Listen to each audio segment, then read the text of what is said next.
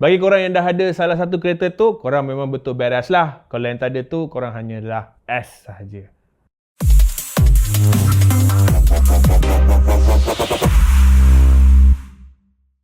What's up guys? Ini hari ni kita nak cerita pasal JDM.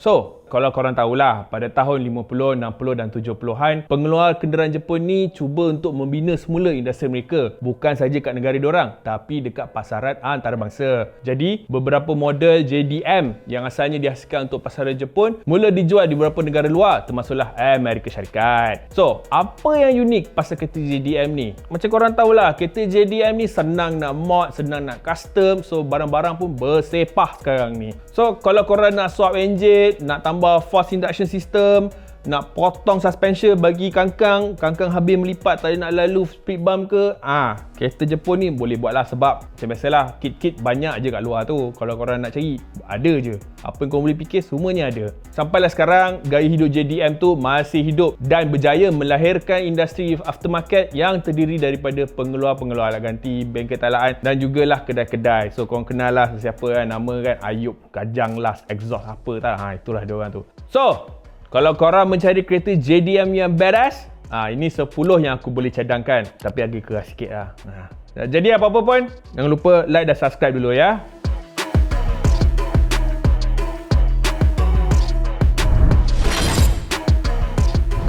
Nombor 10, Nissan 350Z atau Fairlady Z33. Sejak 1960-an lagi, Nissan telah menghasilkan dua barisan kereta sport engine depan midship FM, iaitu GTR dan juga The Z.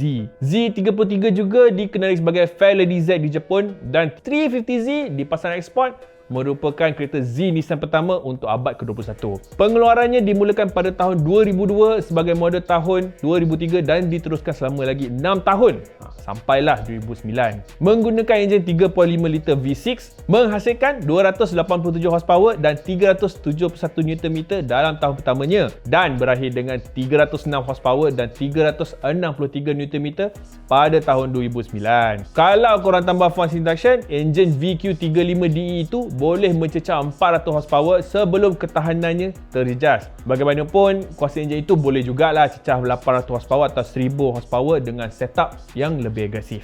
So, untuk anak-anak muda yang nak jadi drift king macam dalam Tokyo Drift 3 tu, inilah kereta dia. Nombor 9, Mazda RX-8. Dikeluarkan dari 2003 hingga 2012, Mazda RX-8 menggunakan enjin rotary naturally aspirated 1.3 liter ataupun kalau korang tahu kod enjin dia 13B MSP Renesis yang menghasilkan hampir 240 horsepower pada tahun-tahun akhirnya. Walaupun apa ini dianggap biasa berbanding enjin-enjin turbo 4 silinder dan V6, ia sebenarnya mengagumkan kerana enjin Renesis Wankel itu tidak mempunyai pengecas turbo. So, kalau korang minat kereta yang lain daripada yang lain, bolehlah cuba cari kereta ni sebab kereta ni dipakai dalam movie X-Men.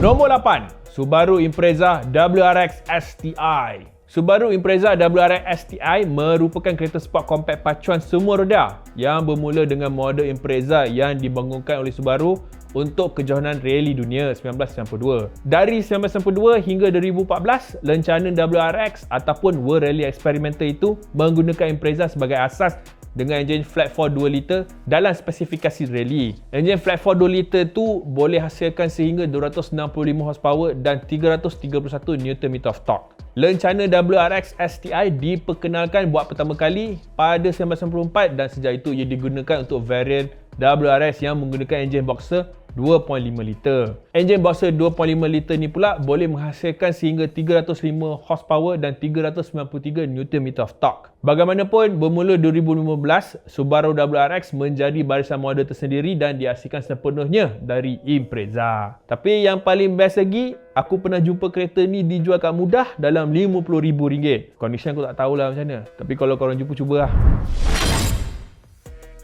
Nombor 7, Mitsubishi Lancer Evolution. Juga dikenali sebagai Evo, Mitsubishi Lancer Evolution adalah salah satu sedan sport JDM yang paling popular. Asalnya direka untuk rally, Evo generasi pertama muncul pada tahun 1992 untuk pasaran Jepun saja. Tetapi bermula 1998, permintaan untuk Evo semakin meningkat di UK dan juga Amerika. Ini membuatkan Mitsubishi mengeksport Evo generasi ke-8 ke Amerika pada tahun 2003. Evo menjadi ikon kereta jalanan berprestasi dan hari ini hampir 7 tahun selepas model terakhir iaitu Evo X dibesarkan, sedan rally itu masih lagi mendapat permintaan. Sepanjang hayatnya, Evo menggunakan dua enjin turbo 4 silinder iaitu 4G63T yang mampu menghasilkan 244 ke 287 horsepower dan 309 ke 407 Nm of torque untuk generasi pertama hingga 9 dari tahun 1992 hingga 2007. Untuk model generasi ke-10 dari tahun 2008 hingga 2016, Evo ini menggunakan enjin 4B11T yang mampu menghasilkan 276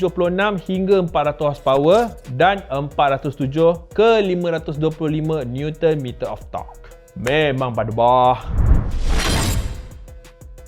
Nombor 6. Mazda RX-7 FC. RX-7 generasi kedua atau lebih dikenali sebagai FC mula dijual dari 1985 hingga 1991 dengan harapan untuk meneruskan kejayaan model generasi pertama di Amerika. Dengan reka bentuk luaran yang tidak ubah seperti Porsche 944 dan enjin rotary turbo Wankel 1.3 liter 13BT yang mampu menghasilkan sehingga 200 horsepower dan 264 Nm of torque, FC berjaya meletakkan nama RX-7 sebagai antara model JDM yang terhebat ketika itu. Nombor 5. Mazda RX-7 FD. RX-7 generasi ketiga atau dikenali dengan kod FD3S di Jepun bertahan dari tahun 1991 hingga 2002. Model FD merupakan generasi terakhir untuk RX-7 dan ia menggunakan enjin rotary terulung iaitu enjin 1.3 liter twin turbo 13B REW. Dalam versi paling asas, enjin itu menghasilkan 292 hingga 276 horsepower, namun ramai yang telah berjaya memeras hingga 1000 horsepower daripada enjin itu. Jadi kalau korang adik-beradik yang nak main JDM, seorang boleh dapatkan FC, seorang lagi boleh dapatkan FD. Lepas tu korang carilah Takumi Fujiwara tu dekat Bukit Antarabangsa ke Bukit Ampang ke, jalan kat situ kan.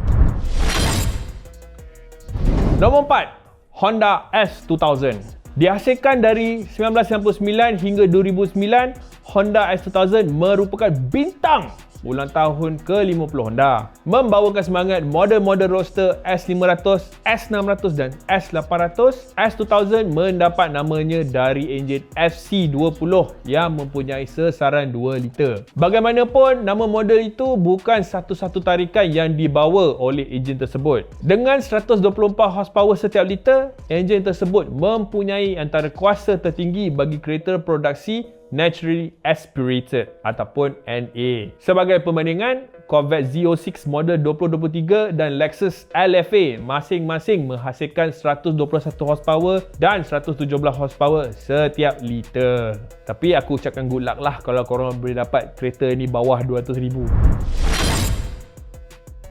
Nombor 3. Nissan Silvia atau 240SX S15.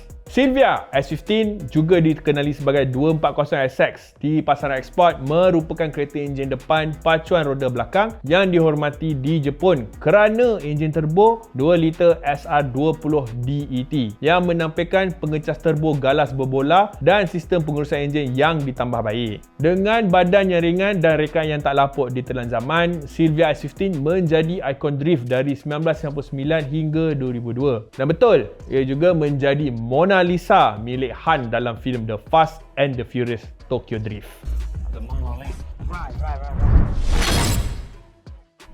Nombor 2. Toyota Supra Mark IV. Toyota Supra generasi keempat yang dipasarkan dari 1993 hingga 2002 merupakan antara kereta JDM paling popular pernah dihasilkan. Dengan enjin 3 liter twin turbo 6 silinder sebaris, Supra Mark IV boleh menghamburkan sehingga 326 horsepower dan 441 Nm torque tanpa sebarang modifikasi. Enjinnya juga mempunyai reputasi sebagai enjin yang lasak dan tahan serta mudah ditala sehingga 1000 horsepower. Tak heranlah kenapa banyak orang convert masuk 2JZ ni ke dalam macam-macam kereta.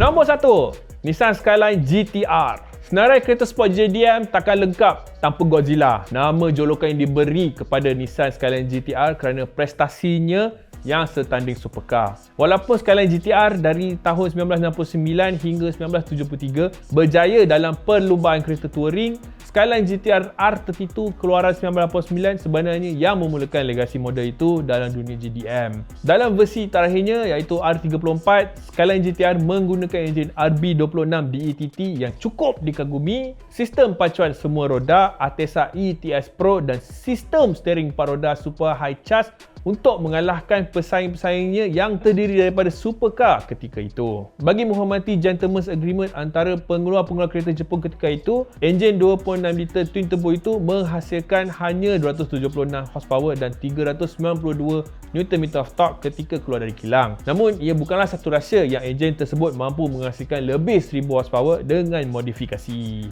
So, itu adalah 10 kereta JDM yang beres. Bagi korang yang dah ada salah satu kereta tu, korang memang betul beres lah. Kalau yang tak ada tu, korang hanyalah S sahaja. So, kalau ada apa-apa topik yang korang nak kita orang kupaskan, sila nyatakan komen di bawah. Dan jangan lupa like, share dan subscribe ke channel Angear.tv. Sehingga kita jumpa lagi. Ciao.